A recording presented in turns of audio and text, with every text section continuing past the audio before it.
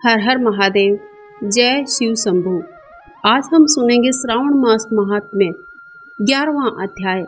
सनत कुमार बोले, हे देव, श्रावण मास के वारों के सभी व्रतों को मैंने आपसे सुना है। आपके वचनामृत का पान करके मेरी तृप्ति नहीं हो रही है। हे प्रभु, श्रावण के समान अन्य कोई भी मास नहीं है, ऐसा मुझे क्यों प्रतीत होता है। अतः आप तिथियों का महात्म्य मुझे सुनाइए। ईश्वर बोले, हे सनत कुमार, मासों में कार्तिक मास श्रेष्ठ है, उससे भी श्रेष्ठ है माघ मास, उस माघ से भी श्रेष्ठ वैशाख है और उससे भी श्रेष्ठ मार्गशीर्ष है, जो श्रीहरि को अत्यंत प्रिय है। विश्वरूप भगवान से उत्पन्न होने से चारों मास मुझे प्रिय है, किंतु 12 मासों में श्रावण तो साक्षात शिव का रूप है। हे सनत कुमार, श्रावण मास में सभी तिथियां व्रत से युक्त हैं, फिर भी मैं उनमें से कुछ उत्तम तिथियों को आपको बता रहा हूँ। सर्वप्रथम मैं इस तिथि तथा वार से मिश्रित व्रत आपको बताऊंगा। श्रावण मास में जब प्रतिपदा तिथि में सोमवार हो तो उस महीने में 5 सोमवार पड़ते हैं। उस श्रावण मास में मनुष्यों को रोटक नाम का व्रत करना चाहिए। रोटक व्रत 3.5 महीने का होता है। लक्ष्मी जी की वृद्धि कराने वाला, वंश वृद्धि कराने वाला और सभी मनोरथों की सिद्धि कराने वाला होता है। हे मुने, मैं उसका विधान आपको बताऊंगा, आप सावधान होकर सुनिए। श्रावण मास के शुक्ल पक्ष में प्रतिपदा तिथि को जब सोमवार हो तो विद्वान प्रातः काल संकल्प लें कि मैं आज से आरंभ करके आपका रोटक व्रत करूंगा। हे सूर श्रेष्ठ, हे जगत गुरु, मुझ पर कृपा कीजिए। उसके बाद बेल पत्रों और तुलसी दलों से और किसी भी प्रकार के पुष्पों से, धूप दीप नैवेद्य आदि नाना प्रकार के फलों से महादेव जी की पूजा करनी चाहिए। विशेष रूप से रोटक का प्रधान नैवेद्य अर्पित करें। पुरुष के आहार परिणाम के समान 5 रोटक बनाने चाहिए।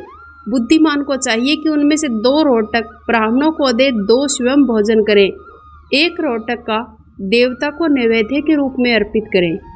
व्रत करने वाले को पूजा करने के पश्चात अर्घ्य भी देना चाहिए। केला, नारियल, नींबू या कोई भी ऋतु के अनुसार फल हो, वो सब अर्घ्य में प्रशस्त करना चाहिए। उस अर्घ्य दान का फल सुनिए। 7 समुद्र सहित पृथ्वी का दान करके मनुष्य को जो फल प्राप्त होता है, वह फल विधान पूर्वक इस व्रत को करके पाया जा सकता है। विपुल धन की इच्छा रखने वाले को ये व्रत 5 वर्ष तक करना चाहिए। रोटक नाम का व्रत पूरा करके उद्यापन भी करना चाहिए। उद्यापन कृत्य के लिए सोने और चांदी के 2 रोटक बनाएं। प्रथम दिन अधिवासान करके प्रातःकाल शिव के मंत्र द्वारा घृत और उत्तम बेल पत्रों से हवन करें। हे तात, इस विधि से व्रत संपन्न किए जाने पर मनुष्य सभी वांछित फलों को प्राप्त करता है। हे सनत कुमार, अब मैं द्वितीया तिथि के शुभ व्रत का वर्णन आपको कहता हूँ, जिसे श्रद्धा पूर्वक करके मनुष्य लक्ष्मीवान और पुत्रवान हो जाता है। औदुंबर नामक ये व्रत पाप नाशक होता है। सावन का महीना आने पर द्वितीया तिथि को प्रातःकाल संकल्प करके व्रत को विधि पूर्वक करना चाहिए। इस व्रत को करने वाला स्त्री हो या पुरुष हो, सभी संपदाओं का पात्र हो जाता है। इस व्रत में गूलर के वृक्ष की पूजा करनी चाहिए। गूलर वृक्ष न मिलने पर दीवार पर आप चित्र बना सकते हैं। चित्र बनाकर मंत्रों के साथ पूजा करनी चाहिए। हे उदुम्बर, आपको नमस्कार है। हे हेम पुष्पक, आपको मेरा नमस्कार है। जंतु सहित फल से युक्त तथा रक्त अंड तुल्य फल वाले आपको मेरा नमस्कार है। इसके अधिदेवता शिव और शुक्र की पूजा गूलर के वृक्ष के साथ करनी चाहिए। 33 फल लेकर 3 भागों में बांट लें। 11 फल ब्राह्मणों को प्रदान करें, 11 फल देवताओं को अर्पित करें और 11 फलों का स्वयं भोजन करें। उस दिन अन्न का आहार नहीं करना चाहिए। शिव का तथा शुक्र का विधिवत पूजन करके जागरण इत्यादि कराना चाहिए। हे तात, इस प्रकार 11 वर्ष तक व्रत का अनुष्ठान करने के बाद व्रत की संपूर्णता के लिए उद्यापन भी करना चाहिए। स्वर्ण में फल, पुष्प, पात्र सहित गूलर का एक वृक्ष बनाएं। उसमें शिव और शुक्र की प्रतिमा रखकर पूजन करें। उसके बाद प्रातःकाल होम करें। गूलर के शुभ और कोमल छोटे छोटे 108 फलों से तथा गूलर की समिधाओं से तथा तिल से और घी से होम करें। इसी प्रकार होम कृत्य समाप्त करके आचार्य की पूजा करें।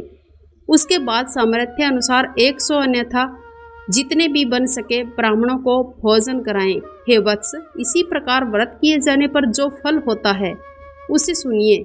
जिस प्रकार ये गुलर का वृक्ष बहुत ही उत्तम फलों वाला होता है, उसी प्रकार व्रत करता भी अनेक पुत्रों वाला और बलवान, बुद्धि वाला और धन धान्य से संपन्न होता है, वंश वृद्धि होती है। ये व्रत करने वाला सुवर्णमय पुष्पों से युक्त वृक्ष की भांति लक्ष्मीप्रद हो जाता है। हे सनत कुमार, आज तक मैंने किसी को भी इस व्रत को नहीं बताया था। गोपनीय से गोपनीय इस व्रत को मैंने आपके समक्ष कहा है।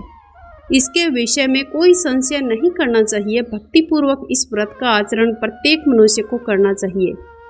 इस प्रकार श्री स्कंद पुराण के अंतर्गत ईश्वर सनत कुमार संवाद में श्रावण मास महात्म्य में प्रतिपद रोटक द्वितीयोदुम्बर व्रत कथन नामक 11वां अध्याय पूर्ण हुआ। ओम नमः शिवाय। हर हर महादेव।